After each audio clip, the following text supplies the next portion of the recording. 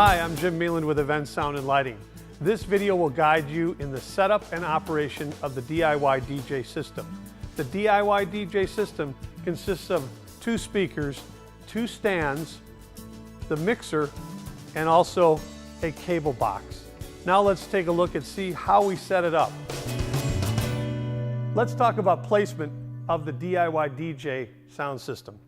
First, we'll start with a 6-foot banquet table, or any table will do just fine.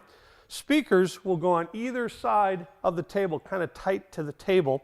We're going to put the mixer right in the middle because later on we're going to talk about the light controller, which will go right next to it. Let's talk about speaker stands. First thing you want to do is loosen the bottom T-nut, and then just kind of take your hands and pull it apart a little bit and push down here. Put a little pressure on top and it's in the perfect spot. We'll just tighten this back up and it'll be to the right tightness. We're going to put this speaker up. I want to first mention this insert here. A lot of times you'll get the stands, the insert will be down. We're going to bring it up till it locks in place and then pick up the speaker, which is very, very light, and drop it right on the speaker stand. It may wobble just a little bit, but as long as it's in there, it's perfectly fine. Let's talk now about the hookup of the DIYDJ sound system. The DIYDJ system comes with several cables needed to hook up. Now, keep in mind the cables you see on the table are just for today's demonstration. You may have a few more cables depending on your situation. The first cable we'll talk about is a power cable. This would go into the wall extension cable. Everyone has seen that one before. Next we have a power strip. We're going to plug several items into that. And then we have the power supply for the included mixer, and our other mixer may have a slightly different looking power supply. We have 2 adapter cables, and again for the Alesis mixer. And then we also have 2 speaker cables that we'll talk about in a second. The first thing would be, let's hook up the power to the mixer. This has got 3 holes. You just kind of line them up, push it down, and it just kind of screws on. Make sure the power is off until we get everything hooked up. Then we're going to hook up the adapter cables that are included. You look here, you see main mix out. We're going to go left and right. That's your output of the mixer. Let's plug some power in.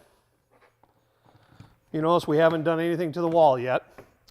Now let's get the speaker cables. These are called dual cables. That means they have both power and signal. And also we have our nice little Velcro wrapping thing, so they look beautiful like that. So let's kind of unroll this. It's pretty easy because one end is a male and one end is female, and it only goes one way, so it's hard to get the wrong one in the wrong place. So we're going to start by hooking up the speaker, plug in the power cable to the bottom of the speaker, and the next thing would be to plug in the signal, and that would be what's coming out of the mixer into the speaker. And then we're going to do the mixer into one of the adapter cables, and then the power for the speaker will go into the power supply. And to save some time, you would do the same thing with the other speaker. And then also, we don't really need to undo the power cable because I actually have power right here for me. And you would plug that in to your power strip. And the next thing we're going to do, we're going to turn it on and show you how to do general operation for the DIYDJ sound system.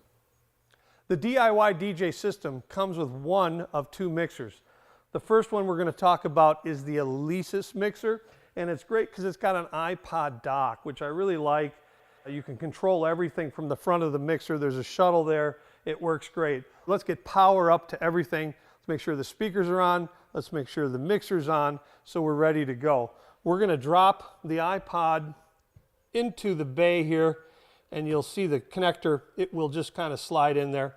There is a knob at the back that brings a back piece up so it rests against there nice.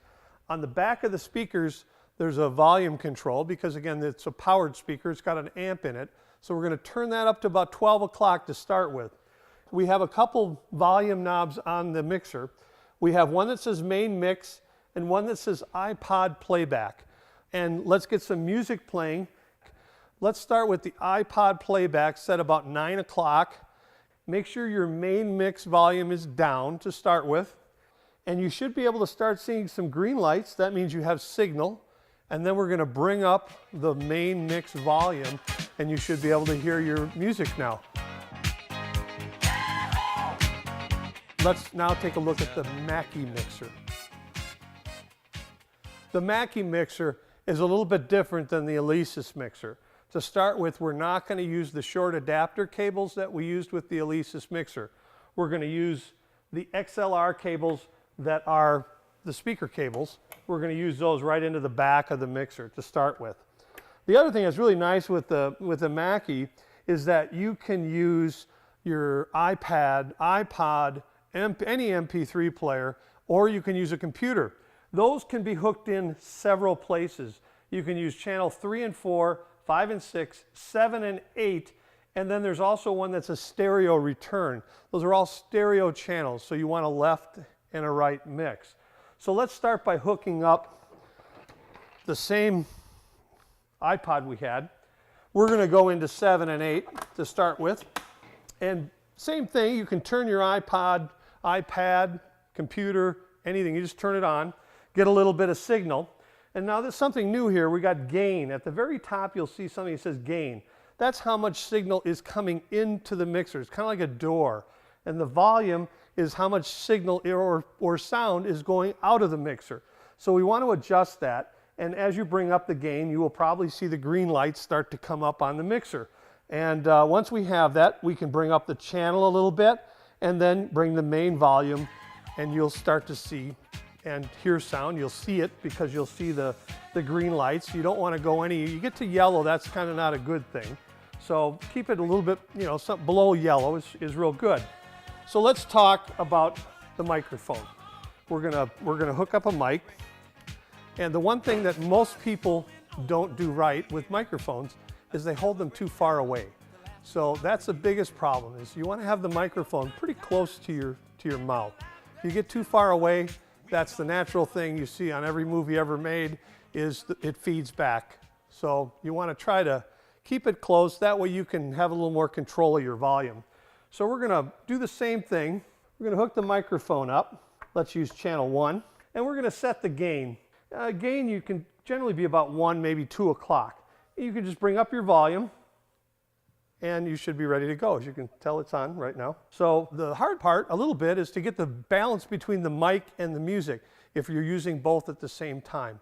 Maybe you need to bring your volume on your iPod down a little bit, and again, talk close to the mic. That sure helps everything. It makes you sound full.